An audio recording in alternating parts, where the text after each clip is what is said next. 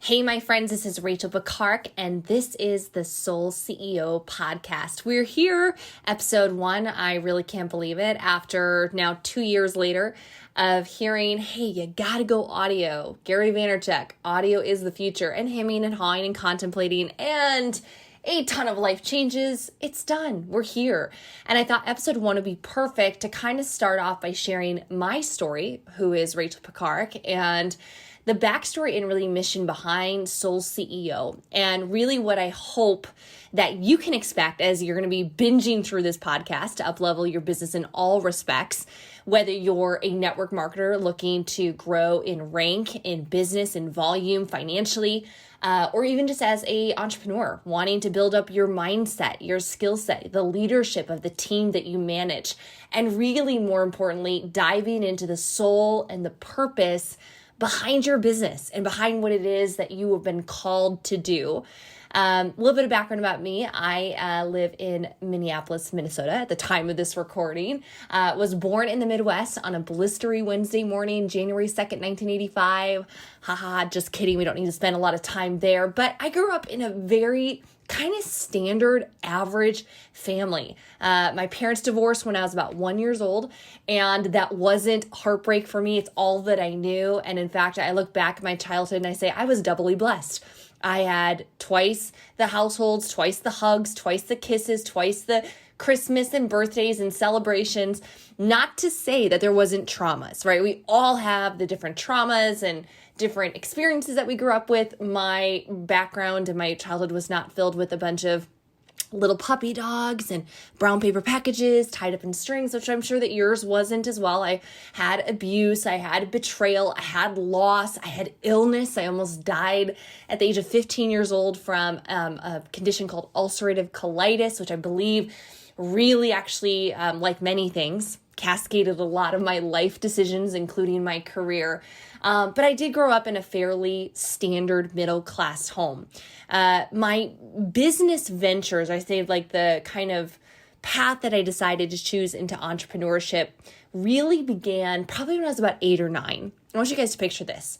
I was sitting in the living room floor of my mom's house, and we had an old Encyclopedia Britannica collection. If you're old enough to remember before Google and Yahoo and MSN and the World Wide Web, we would get all of our information from the encyclopedia. And I remember being really young and sitting down on the floor, opening up the pages and looking at the different places around the world. I truly believe this is where my love for travel began. And I remember seeing things like the Roman Colosseum and the Mayan ruins and the turquoise waters of the Caribbean. And all I knew of travel or vacation or leisure was my parents' idea of a family vacation, which was once or twice a year, grabbing everyone together, all 5 of us kids, stepkids and all, and going up to a dilapidated cabin in the middle of Wisconsin on a little lake and, fishing for, walleye or perch or bluegill, and going to the same mini golf place every single week, every single summer, going to the same pizza place every single week, every single summer. And we'd go for 1 week a year or 2 weeks if my parents were financially blessed that year. But we pretty much lived feast to famine. I watched my mom do a little bit in entrepreneurship as a real estate agent, was very successful, but then went back into corporate America, working a standard 9 to 5, which is really more like an 8 to 6. And I saw her over many years work more and more hours, get less and less benefits or pay or retirement, have more responsibility. And it was just a giant headache. And I knew I didn't want to go down that route. I mean, by the time I was in my teens, I knew that is not for me. And then I saw my dad, my father, I love him, bless his soul, still works and owns a very successful salon, a 7-figure salon outside of Milwaukee, Wisconsin. But I saw him basically working an expensive job, kind of tied down to the brick and mortar business with a couple dozen employees. And his whole livelihood was basically attached to their emotions, being in the salon industry, a lot of, 20 to 30-year-old women. And I was like, I don't want to go that direction either. So here I was, dreaming of living a life, experiencing all that this earth has for us, being able to travel all over the world, even playing, I remember with my older brother's Matchbox cars, their little Lamborghinis, little Ferraris, and, didn't compare to our little Woody van, right? And I just knew that I wanted more. But as time came on, and now you're getting a little bit older and you're a teenager, you're starting to think about college, you're like, what am I going to do when I grow up? And it's so funny. I think it's so hilarious that as teenagers, we have to decide. There's this pressure. Like, you got to decide what you're going to do, what you're going to major in, where you're going to go to school, what you're going to get your degree in, what's your career path. And you're like, you just learned to drive. Like, how hilarious is that? And because of my medical background, or I should say my insane medical experience and nearly dying and having a couple of dozen surgeries by the time I was 19 years old, I knew that I had a lot of really bad nurses and I had a couple really good ones. And I sat down at one of like those guidance counselor sessions, where you're choosing your career path. And they gave you a sheet, like a packet of a listing of careers, and then ... the average annual income for those careers. Now, I'm not ashamed to say that I was very money motivated at the time, growing up pretty much just over broke, living paycheck to paycheck, watching my family go through feast and famine. I'm like, okay, I want prosperity. I want success. I want those options. I want those Caribbean blue waters. I want to travel on planes. I want a nice car, and I wanted security. Because even at that point, by the time I was 16, 17 years old, the programming that I had was from, again, very average parents, which very average thinking. Love them. God bless them. They taught me everything about hard work, and that the fact that even if you're not the best at something, you can work really hard and achieve it. But I didn't have like a good prosperity mindset. So I'm like, okay, where can I get a job, a career that I'll never have to worry about like recessions or, job security? Healthcare. And I saw on that list, the first one was doctor. And I just quickly added up the amount of schooling that was required to get an MD. And I'm like, nope, they're highly paid, but I really hate school. That's not it for me. Then I saw attorney on the list. I think that was number 2, highest paid profession. And I was like, okay, I love to debate, but again, too much school, not going to go down that route. And I didn't even have any money for college. My parents didn't have money for college. I was going to take out loans. And then I saw nurse practitioner. And I thought, if I was really focused, I could probably get that done in about 5 years and make a 6-figure income. So lo and behold, that was how I chose my career path. I got accepted into a small tech school, began to go to schooling for nursing. And during that process, I was working full-time in retail, funny enough, in a vitamin store. And part-time got certified working in nutrition. So I would actually take people grocery shopping. I became really interested in like holistic medicine, antithesis of the allopathic practices in our traditional healthcare, sick care system today, using food as medicine, herbs, natural remedies. And I became pretty disingenuous. Is that a word? Disenfranchised. I was like really let down by what I saw that nursing really was. And I have so much respect for nurses. Half of my family is nurses. But I thought, you know what? This is not for me. And so I was working part-time on the side of my full-time retail job. By the time I was 21, I was commuting 2.5 hours a day, working in my retail job, working about 50 to 55 hours a week for a bipolar boss. And I was miserable. And I remember, at the time, even as a manager, there was always too much month at the end of the money. And so this entrepreneurial drive, this drive for more and success and breaking free and getting out of debt and living a life with purpose was still there, and it was getting louder and stronger, like a clanging cymbal in the background. A friend of mine introduced me when I was 21 years old to the concept of network marketing and direct sales. If you guys are not familiar with that industry, you may think of like Party Plan or Avon or Herbalife or Amway or things like that. And I knew about those industries, but I was never really like a makeup girl to like do Mary Kay. And so I had a few people that had pitched me, but I was like, not really the right fit for me. Finally, a friend dragged me down to the meeting. I sat in the back of the room, completely a hater. Oh man, I was a skeptic. Do you remember the first time you saw network marketing, like for real? And but God really softened my heart that night. I sat in the back of the room, arms crossed, thinking every which way it couldn't work. I didn't have the time. I didn't have the money. I didn't have the influence. I was 21 years old. Who would listen to me? How would I find leads? And then I remember a couple of guys, probably 2 or 3 times my age, not hair on their head, got up on stage, and they were making $30,000 a month. And at that time, I was making about $3,000 a month. And I remember thinking to myself, wow, if I fail 90% of their income, if I only do 1/10 of what they do, if I only get 1/10 of it right, I will be making as much money as I'm doing in my full-time job, but I won't have to commute 2.5 hours a day. I won't have to work for a bipolar boss, and I'll have time freedom, and I can get a dog. It's so funny. Like, that was actually it. Like, that was like, I was newly married at the time, and my first husband was like, I want a dog. What motivates. And so I ended up getting started after that meeting. And I'd love to share that, that was the breaking point. And I got started, and I was a wild, wicked, amazing, raving success. Nerp. Not even a little bit. I was an epic failure. In fact, I was so bad. There was one moment I was sitting with like a coaching call or meeting with my upline, my sponsor in my first company. And he's like, "You're really bad at this." I'm like, "Oh, wow. Okay. Don't sugarcoat it at all. Like, just don't even take in consideration my feelings." But he was right. I was as smooth as a stucco bathtub. I wish you could have seen me in those first meetings, those first phone calls. And in fact, my first month in network marketing, I made a list of 81 names. 81 names at 21 years old. I was like, oh, wow, I know a lot of people. I called through all 81 names. Not one of them joined. The only person that ended up joining later was my mother. Thank you, Mamacita, to be like my token sign up. But nobody signed up. And so I started doing what an average 21-year-old network marketer would do in 2006. I started cold calling. And nobody told me that cold calling was scary.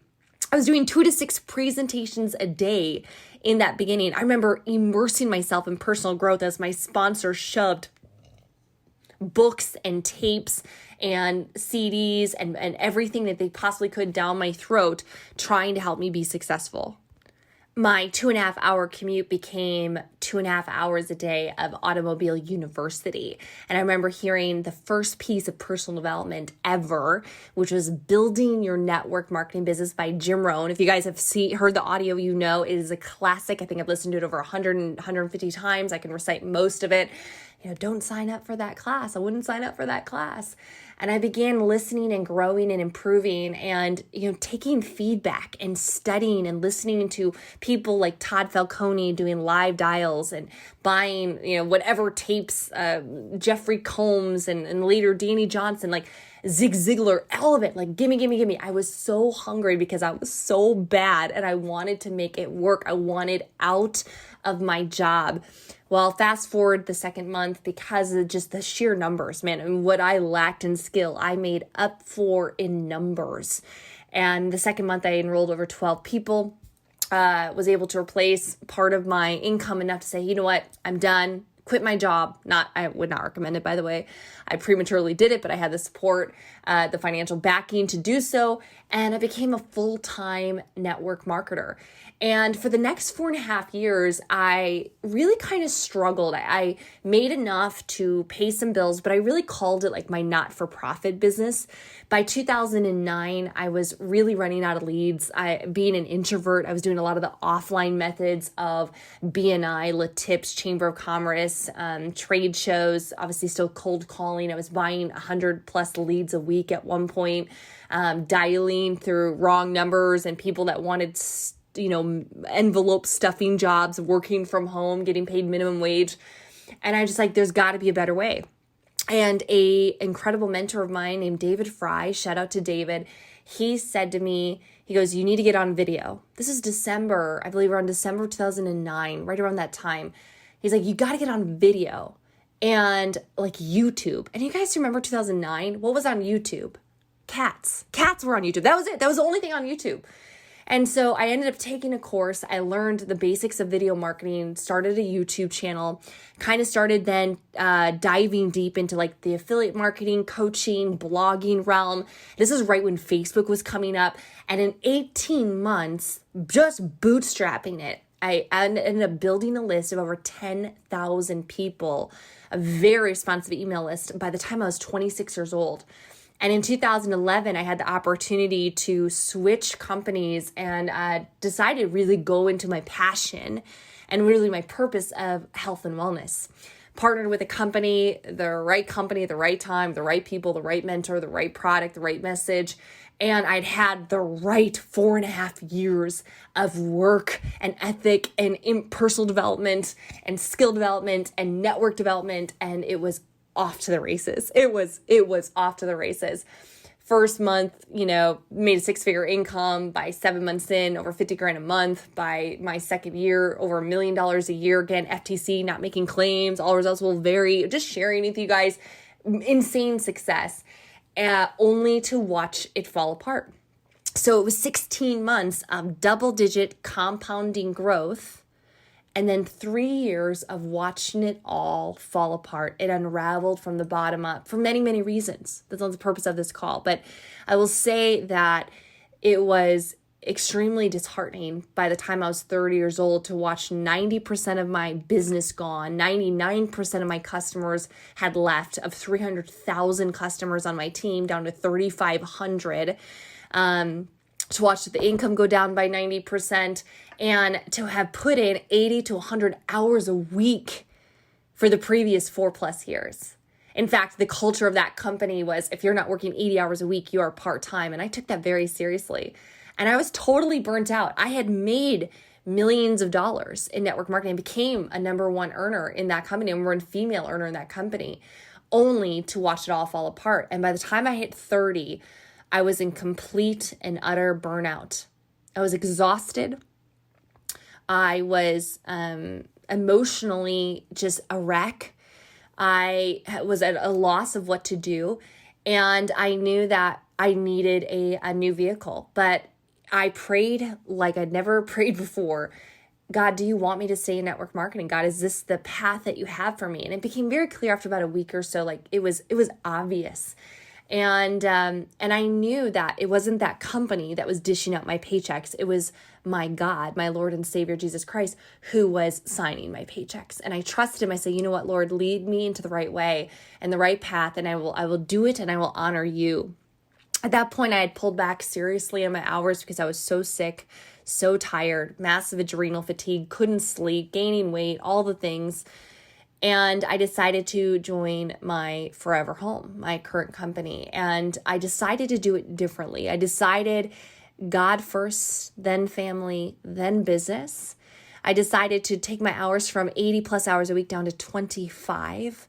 And in the last 5+ years, I've not worked more than 25 solid, I'm talking about like workable call hours, right? As an entrepreneur, you're never really off, but, really like dedicated hours to the business, taking a lot of weekends off, a lot of Sabbath, a lot of rest, a lot of fasting, in the sense of like, okay, I'm not going to do a call for the next 48 to 72 hours. I'm going to relax. I'm going to meditate, taking social media breaks as well. And I decided to relaunch myself. And in that process, in the last several years, SoulCEO was born. And it was born of the fact that after making millions of dollars, going to the top, falling down, kind of falling from grace, and then rebuilding that income and business back up, I realized that there was a lot of network marketers and entrepreneurs that were in the exact same boat, that they were striving to build a profitable business, but they wanted to do it with purpose. They didn't want to lose their family. Maybe you're thinking the same, I don't want to lose my friends doing this business. I don't want to lose my soul doing this. Oh, by the way, if you're a believer of the one true and almighty God, Jesus Christ, you're going to be right at home here.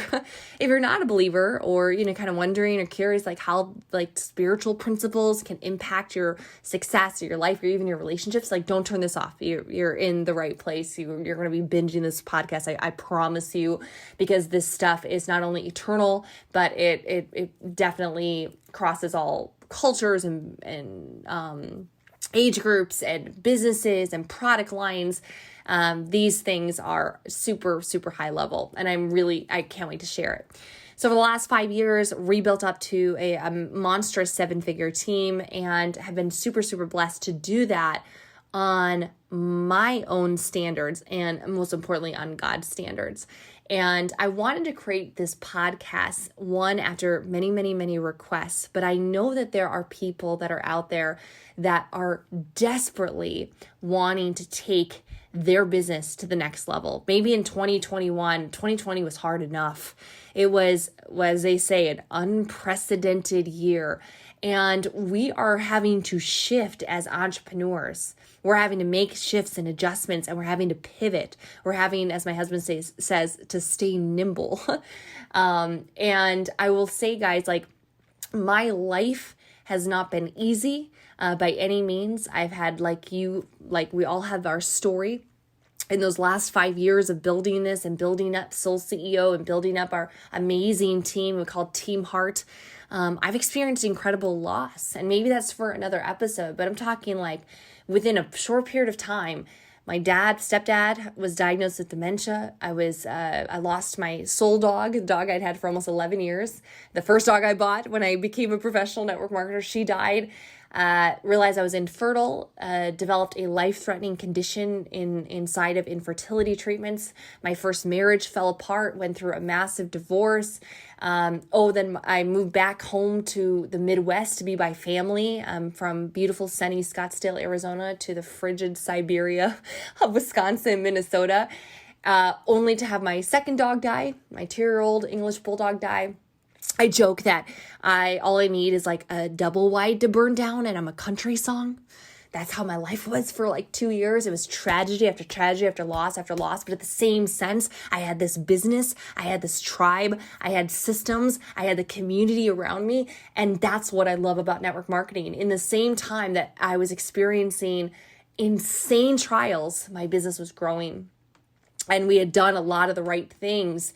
And had kind of dug our well before I was thirsty so that when life hits, and it does, and it will, life will hit you in the face. And I was so grateful to have the solid business that we have here today.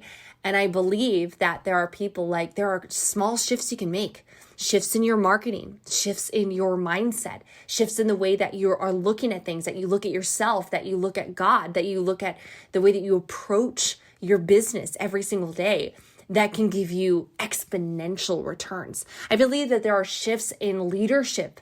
If you are a leader here in network marketing and you've stumbled across this podcast, I want to talk to you about really what it takes, about the equipping, about the environment you need to create, the example you need to set, the expectations that need to be made to your teamies as you are mentoring them, the way to go and to develop those leaders. That's the things that we're going to be discussing.